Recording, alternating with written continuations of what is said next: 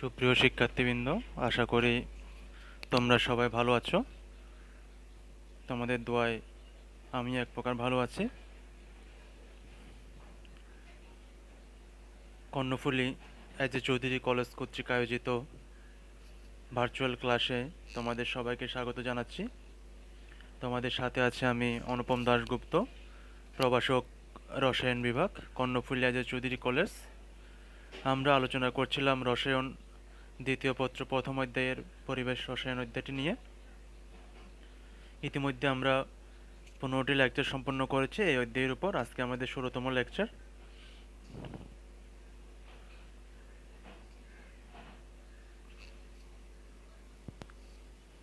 আসলে আজকের ক্লাসটা সম্পূর্ণ থিওরিটিক্যাল বেসিস, এখানে কোনো ম্যাথমেটিক্যাল টার্মস কিংবা রিয়েকশন জাতীয় জিনিস নেই। এটা একেবারে থিওরিটিক্যাল কনসেপ্ট নিয়ে আলোচনা করবো আমরা আজকে। যে জিনিসগুলো হয়তো তোমরা নিম্নতর ক্লাসেও পড়েছো এবং বিভিন্ন যে শ্রেণীতে রচনা হিসাবে থেকে থাকে পরিবেশ দূষণ সম্পর্কিত জিনিস নিয়ে, এগুলো থেকে থাকে। আজকে আমরা তারপরও তোমাদের জানা জিনিসগুলো নিয়ে একটু আলোচনা করব। আমি জানি এই জিনিসগুলো হয়তো তো অনেকেই তোমরা জানো, তারপরে এই চ্যাপ্টারের জন্য এই জিনিসগুলো খুবই গুরুত্বপূর্ণ। এগুলো থেকে প্রতি বছরে এমসিকিউ সিকিউ হয়ে থাকে। আশা করি ক্লাসটা একটু মনোযোগ দিয়ে দেখবে। পুরোপুরি ক্লাসটাই আজকের হচ্ছে যে থিওরিটিক্যাল বেসিসে। তাহলে চলো আমরা শুরু করি। প্রথমে যে জিনিসটা দেখতে পাচ্ছি, বায়ু দূষণ বা এয়ার পলিউশন কি। আমি গত ক্লাসও প্রায় সব ক্লাসে বলে থাকি যে এখানে যে ইংরেজি সাবটাইটেলগুলি আছে তোমরা এগুলো একটু চোখ বলে রাখবে। যারা উচ্চতর শ্রেণীতে কেমিস্ট্রি নিয়ে পড়াশোনা করবে কিংবা ইঞ্জিনিয়ারিং মেডিকেল নিয়ে পড়বে, তখন তো এখানে ফুললি ইংলিশ ভার্সনে পড়তে হবে। সেই জন্য ইংলিশ সাবটাইটেলগুলি তোমাদের জন্য খুবই দরকার হবে, একটু দেখে রাখলে ভালো। তাইলে আমরা বায়ু দূষণ কি।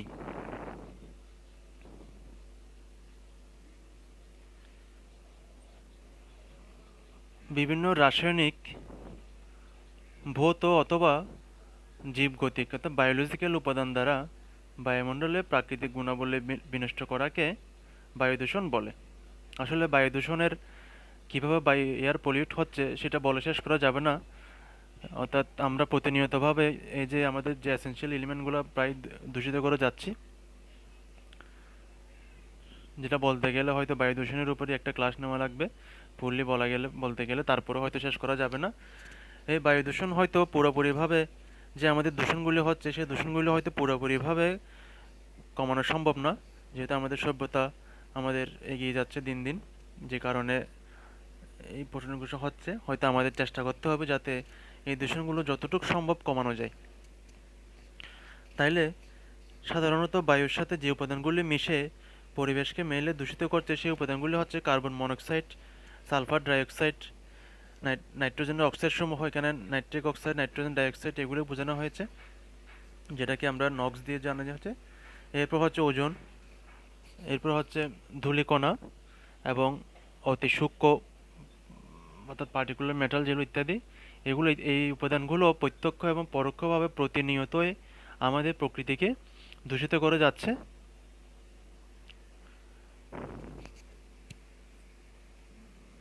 যেগুলির কারণেই পরিবেশ দূষণ হচ্ছে, বায়ু দূষণ হচ্ছে।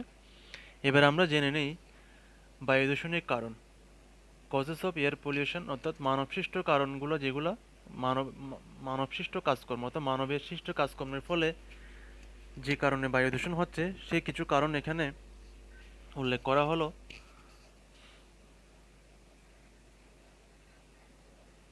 দেখো, পুনঃপ্রক্রিয়াজাতকরণ, শিল্প নিঃসৃত ধোঁয়া, রিসাইক্লিং, যে শিল্প নিঃসৃত ধোঁয়াগুলি বের হচ্ছে প্রতিনিয়ত শিল্প কারখানা থেকে, সেগুলো প্রতিনিয়তই কী করে যাচ্ছে, আমাদের যে বায়ু সেটাকে দূষিত করে যাচ্ছে।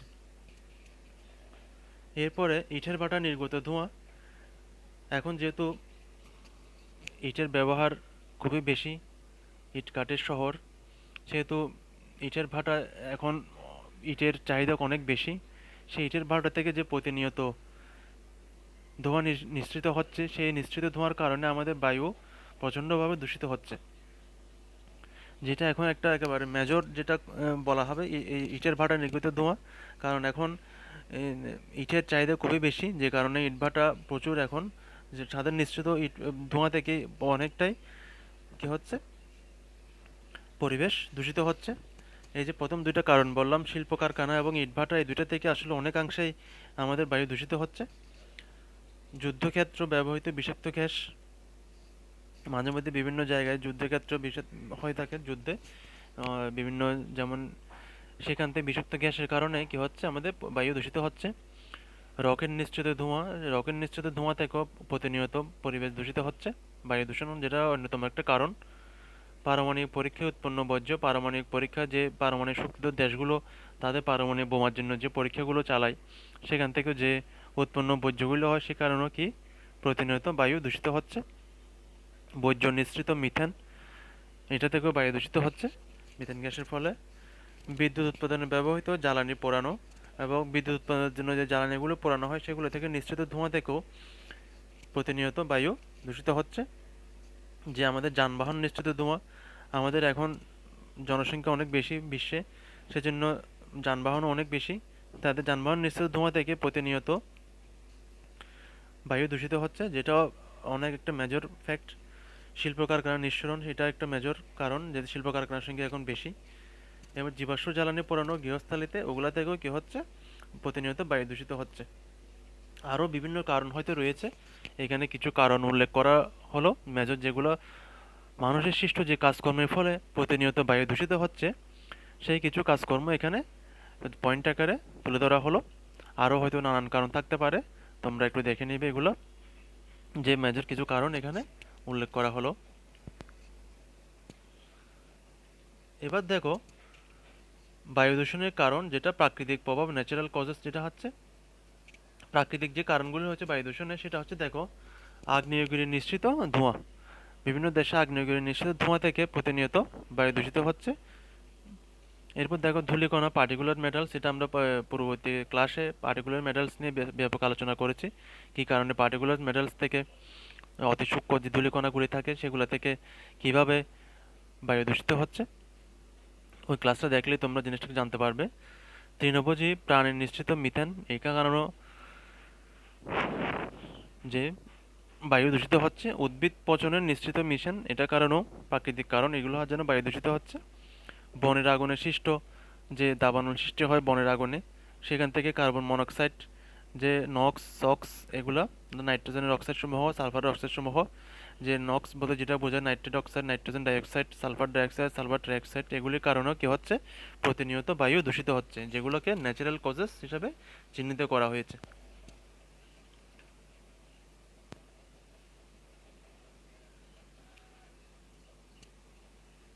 এবার আমরা আলোচনা করব গ্রিন হাউস গ্যাস কি ও গ্রিন হাউস গ্যাসের উৎস। গ্রিন হাউস গ্যাস নিয়েও তোমরা হয়তো ক্লাস 8 ক্লাস 9-এ এটা জেনেছো, এবং ছোটোবেলা থেকে জেনে আসছো গ্রিন হাউস গ্যাস কি।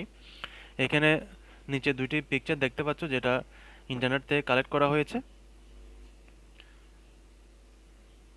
প্রথমে আমরা জেনে নিই গ্রিন হাউস গ্যাস কি। যে গ্যাস সৌরশক্তির অবলোহিত রশ্মি অর্থাৎ ইনফ্রারেড রেডিয়েশন যেটা আছে, শোষণ, বিকিরণ ও ধরে রাখার মাধ্যমে পরিবেশের উষ্ণতা বৃদ্ধি তথা গ্রিনহাউস প্রভাব বিস্তারণে সহায়ক ভূমিকা পালন করে, সে সকল গ্যাসকে গ্রিনহাউস গ্যাস বলে। বাম পাশের চিত্রটা দেখো, গ্রিনহাউস গ্যাস কি, যে মেজর যে গ্যাসগুলো গ্রিনহাউস জন্য এফেক্টের জন্য দায়ী। প্রথমে যে সিএফসি, যেটাকে বলা হয় ক্লোরোফ্লোরোকার্বন, তারপর হচ্ছে নাইট্রোজেন ডাইঅক্সাইড, কার্বন ডাইঅক্সাইড, জলীয় বাষ্প, মেঘ, ভূপৃষ্ঠের ওজন, মিথেন, এগুলো হচ্ছে কি মেইনলি গ্রিনহাউস গ্যাস, যেগুলোর জন্য মেইনলি গ্রিনহাউস ইফেক্ট হচ্ছে, যে গ্যাসগুলির জন্য। এই পাশের একটা চিত্রে দেখো গ্রিনহাউস গ্যাস সমূহের প্রভাব, অর্থাৎ একটা চিত্র দেখানো হয়েছে, অর্থাৎ পৃথিবী অসুস্থ, এটা বোঝানো হয়েছে এখানে। তাকে থার্মোমিটার দেওয়ানো হয়েছে, মাথার উপর একটা জলপট্টি পৃথিবীর মাথার উপর। এটা একটা কার্টুন টাইপের, যেটা নেট থেকে কালেক্ট করা হয়েছে। এটা দিয়ে বোঝানো হচ্ছে গ্রিনহাউস গ্যাস সমূহের প্রভাবে পৃথিবী দিন দিন অসুস্থ হয়ে যাচ্ছে। হ্যাঁ,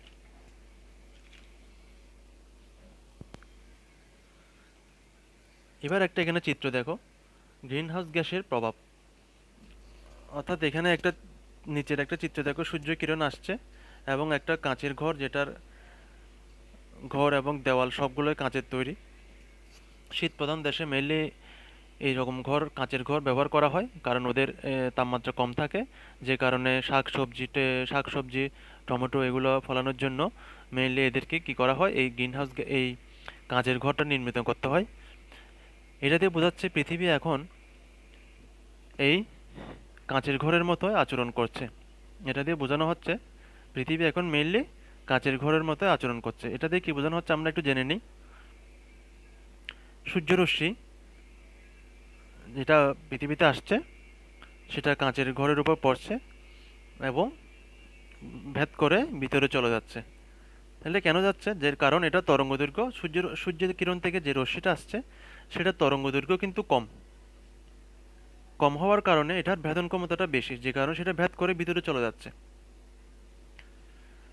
কিন্তু ভিতরে যে গাছপালাগুলি রয়েছে সেই গাছপালাগুলি কিছুটা বিকিরণ শোষণ করছে। শোষণ করার পরে এটা যে আলোটি বিকিরণ করছে সেটা তরঙ্গদৈর্ঘ্য কিন্তু কি বেশি। তরঙ্গদৈর্ঘ্য বেশি হওয়ার কারণে সেটার ভেদন ক্ষমতা কম, যে কারণে কি করছে, যে তরঙ্গদৈর্ঘ্যের আলোটা ভিতরে প্রবেশ করছে সেটার ভেদন ক্ষমতা বেশি হয়ে যাওয়ার কারণে ভিতরে আসার পর সেটা আর বের হয়ে যেতে পারছে না, যে কারণে ভিতরে তাপমাত্রা বৃদ্ধি পাচ্ছে। এটাই হচ্ছে মেইনলি গ্রিনহাউস ইফেক্টের একটা রিজন, একটা এসেনশিয়াল রিজন, যেটা মেজর রিজন বলা যায়। অর্থাৎ সূর্যকিরণ থেকে কম তরঙ্গদৈর্ঘ্যের আলো, যেটা ভেদন ক্ষমতা বেশি, সেটা প্রবেশ করছে, কিন্তু যাওয়ার সময় তরঙ্গদৈর্ঘ্য বেশি হয়ে যাওয়ার কারণে এটার ভেদন ক্ষমতা কমে যায়, যে কারণে সেটা আর পুরোপুরি ব্যাক করতে পারে না। সে কারণে পৃথিবী পৃষ্ঠটা গরম হয়ে যাচ্ছে। শীত প্রধান দেশে এই প্রক্রিয়াটা কাজে লাগিয়ে ওদের, যেহেতু তাপমাত্রা কম থাকে, এভাবে শাকসবজি ওরা চাষ করে।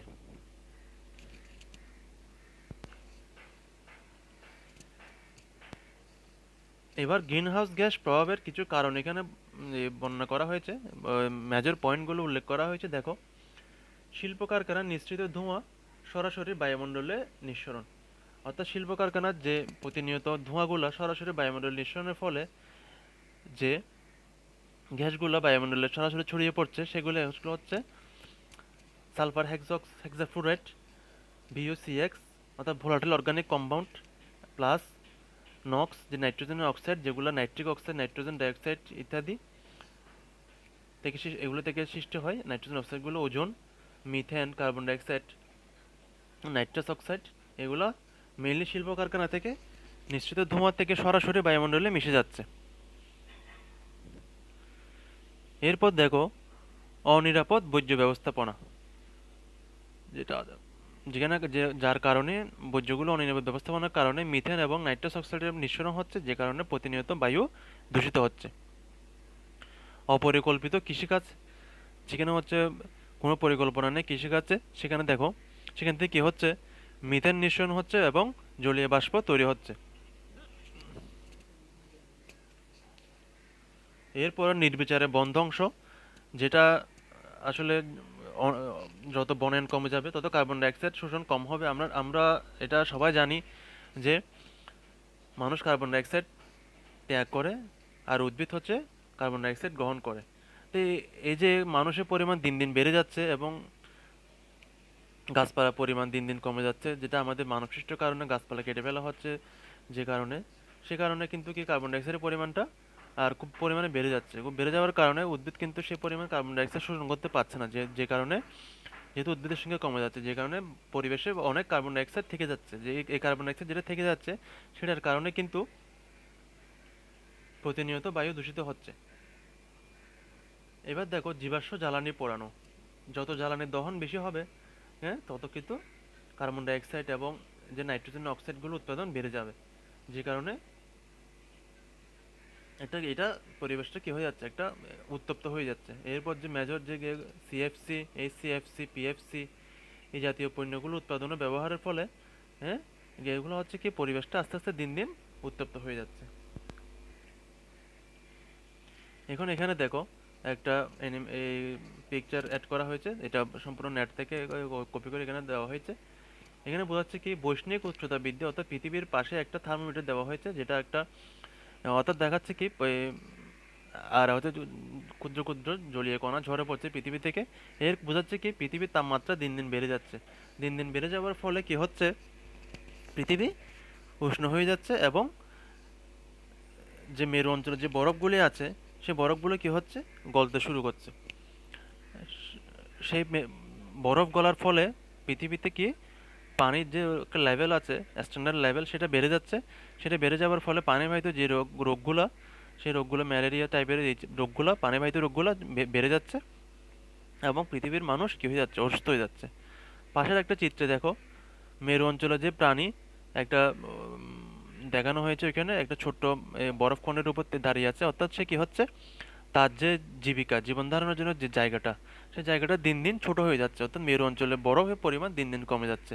সেই জন্য তার বিচরণ ক্ষেত্র কমে যাচ্ছে।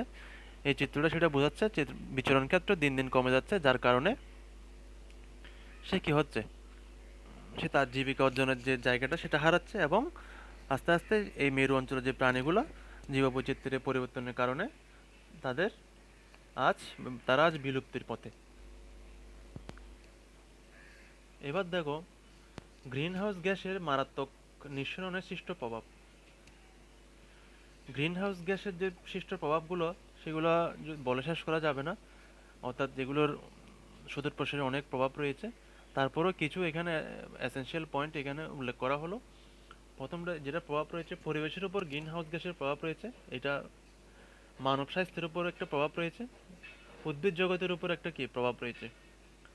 এরপর জীববৈচিত্র্য প্রভাব রয়েছে, এটা জলবায়ু পরিবর্তনের উপর প্রভাব রয়েছে, পানি চক্রে প্রভাব রয়েছে, বাস্তুসংস্থানের উপর একটা বিশাল প্রভাব এখানে রয়েছে, এবং সর্বোপরি আমাদের টোটাল অর্থনীতির উপরে একটা কি গ্রিন হাউসের একটা প্রভাব রয়েছে। এগুলো যদি সবগুলো টপিক্সের উপর যদি আলাদা আলাদা এক্সপ্লেনেশন করা হয়, তাহলে কিন্তু ক্লাসের দৈর্ঘ্যটা কিন্তু অনেক বেশি বেড়ে যাবে।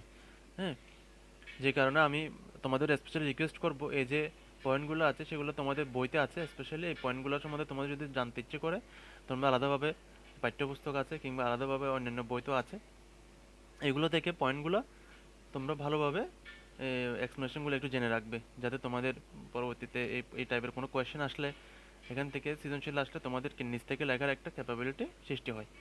আমি শুধু জাস্ট এখানে পয়েন্টগুলো উল্লেখ করলাম।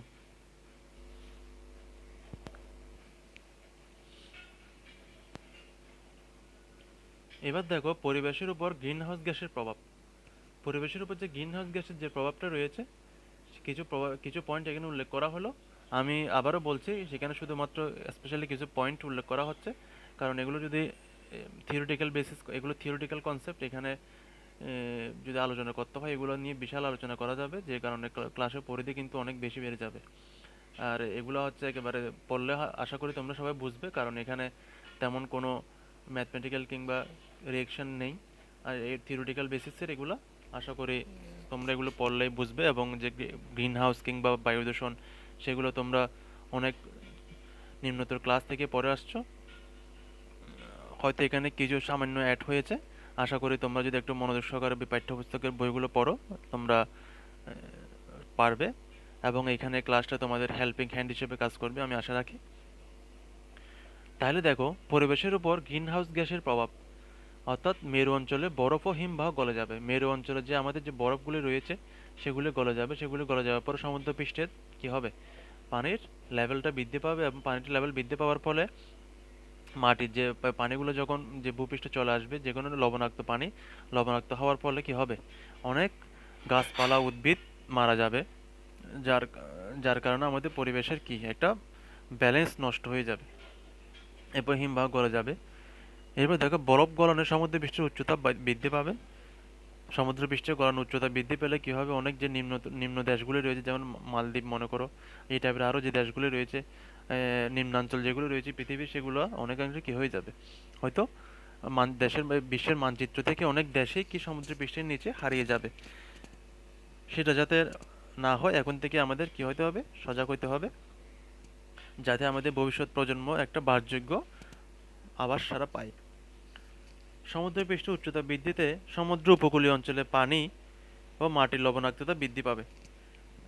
মাটির লবণাক্ততা বৃদ্ধি পেলে কি হবে, ওই যে আশেপাশে গাছপালাগুলি থাকবে, সেগুলো লবণাক্ত মাটির ফলে কিংবা লবণাক্ত পানির ফলে সেই গাছগুলো যেটা মরে যাবে, যেটা এফেক্ট ইতিমধ্যে সুন্দরবনে দেখা দিয়েছে। সুন্দরবনের অনেক গাছপালা, বিজ্ঞানীরা বলছেন কি যে সুন্দরবনের যে গাছপালা, সুন্দরী গাছগুলোর যে আগা, অর্থাৎ যে মরে যাওয়ার কারণ হচ্ছে এই যে মাটির লবণাক্ততা বৃদ্ধি, সমুদ্র অঞ্চলের যে পানি মাটির লবণাক্ত বৃদ্ধি পাওয়ার ফলে ওইখানের যে গাছপালাগুলি আছে লবণাক্ত মাটির ফলে সেগুলা অনেকটা মরে যাচ্ছে, যার কারণ এটা গ্রিন হাউস গ্যাসের প্রভাব ইফেক্টে বলেছেন বিজ্ঞানীরা। সেই জন্য যাতে এই জিনিসটা অনেকটা কমানো যায়, আমাদের গ্রিন হাউস গ্যাসটা কমানো যায়, আমাদের সারা বিশ্বের মানুষদের সজাগ হতে হবে যাতে আমাদের ভবিষ্যৎ প্রজন্ম একটা অন্তত মোটামুটি বাসযোগ্য আবাস পায়। এবার দেখো, ক্রমাগত উষ্ণতা বৃদ্ধির কারণে সৃষ্ট বন্যা ও অনাবৃষ্টি গাছপালা ও প্রাণীগুলোর জন্য হুমকি সৃষ্টি করে। ক্রমাগত উষ্ণতা বৃদ্ধির কারণে সৃষ্ট বন্যা, অনাবৃষ্টি ও গাছপালা প্রাণীগুলোর জন্য হুমকি সৃষ্টি করে।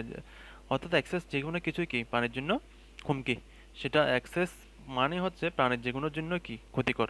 সেজন্য যাতে একটা ব্যালেন্স, স্ট্যান্ডার্ড ব্যালেন্স থাকে, সেজন্য আমাদের সবাইকে কি হইতে হবে, সজাগ হইতে হবে।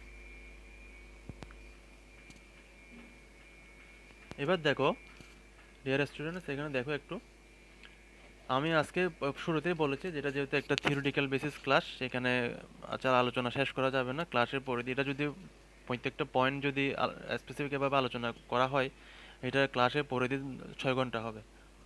হুম, এখানে প্রত্যেকটা পয়েন্টে আলোচনা করা যাবে, প্রত্যেকটা পয়েন্টের উপরে 15-20 মিনিট করে বলা যাবে। হ্যাঁ, আমি সেই জন্য আশা করব তোমরা, আমি যে পয়েন্টগুলো আলোচনা করছি যে তোমরা এগুলো একটু বাসায় পড়বে। গ্রিনহাউস গ্যাসের মারাত্মক নিঃসরণের সৃষ্ট প্রভাব, অর্থাৎ মানব স্বাস্থ্যের উপরে যে গ্রিনহাউস গ্যাসের যে একটা প্রভাব, সেটা দেখো মাটির লবণাক্ততা বৃদ্ধির ফসল উৎপাদন হ্রাস করবে, যা মানুষের খাদ্যাভাব সৃষ্টি করবে। মাটির লবণাক্ততা যদি বৃদ্ধি পায়, গাছপালা মরে যাবে, অর্থাৎ যা আমাদের ধান গাছ, যে যে গম গাছ যেগুলো আছে সেগুলো মরে যাবে। আবার এটার ফলে কি খাদ্যের একটা ক্রাইসিস সৃষ্টি হবে, এর ফলে খাদ্যের ক্রাইসিস সৃষ্টি হবে এবং উৎপাদন কম হবে। উৎপাদন কম হওয়ার ফলে যে আমাদের যে মেন খাদ্যগুলো, সে খাদ্যশস্য, সেগুলোর দাম অনেকাংশে বেড়ে যাবে এবং যারা অনেকে সেটা ক্রয়ের নাগালের বাইরে চলে যাবে। এরপর দেখো, উচ্চ তাপমাত্রায় ম্যালেরিয়া ও জীবাণু, ডেঙ্গু জীবাণুর টিকে থাকার ক্ষমতা বৃদ্ধি পাবে।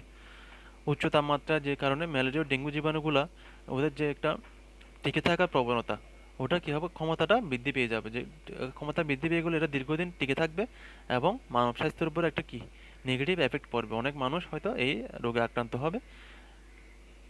এরপর দেখো, তাপমাত্রা বৃদ্ধিজনিত হিট ওয়েভ বাড়বে, যা মানুষের মৃত্যু বাড়াবে। অর্থাৎ যে একটা হিট ওয়েভ, সেটা বাড়বে এবং মানুষের মৃত্যু বাড়বে। পানি স্বল্পতায় খাদ্য উৎপাদন হ্রাস পাবে। এটা পানি যদি না থাকে, আমাদের পানি তো হচ্ছে কি জীব জগতে বেঁচে থাকার জন্য একেবারে মেজর একটা এলিমেন্ট। পানি যদি ক্রাইসিস সৃষ্টি হয়, অর্থাৎ আমরা যদি স্ট্যান্ডার্ড পানি না পাই, অর্থাৎ যেটা বলা হয় বিশুদ্ধ পানি, সেটা যদি না পাই, তাহলে তো সব কিছুই কী হবে, সব কিছুর উপরে একটা নেগেটিভ এফেক্ট আসবে। যে কারণে পানির যেটা ফ্লো, বিশুদ্ধ পানির ফ্লো, সেটা অবশ্যই আমাদের স্ট্যান্ডার্ড যেটা পানি, সেটা অবশ্যই মেনটেন করতে হবে। এবং পানিতে যাতে কোনো প্রকার নেগেটিভ এফেক্ট না আসে কিংবা পলিউটেড না হয়, সেজন্য আমাদের সবসময় সজাগ রাখতে হবে। কারণ এই যে গ্রহের মধ্যে, পৃথিবীর গ্রহের মধ্যে আমরা বেঁচে আছি, যে বাসযোগ্য গ্রহ, সেখানে হচ্ছে মেইনলি হচ্ছে যে পানি আছে এখানে, যে কারণে সেটার জন্যই আমরা এই গ্রহটাই হচ্ছে কি বাসযোগ্য। অন্যান্য গ্রহে কিন্তু পানি নেই বিধায় অন্যান্য গ্রহে আমাদের এখনো মানব অস্তিত্ব, এখানে মানব কিংবা উদ্ভিদকুল কোনো কিছুই টিকে থাকতে পারছে না।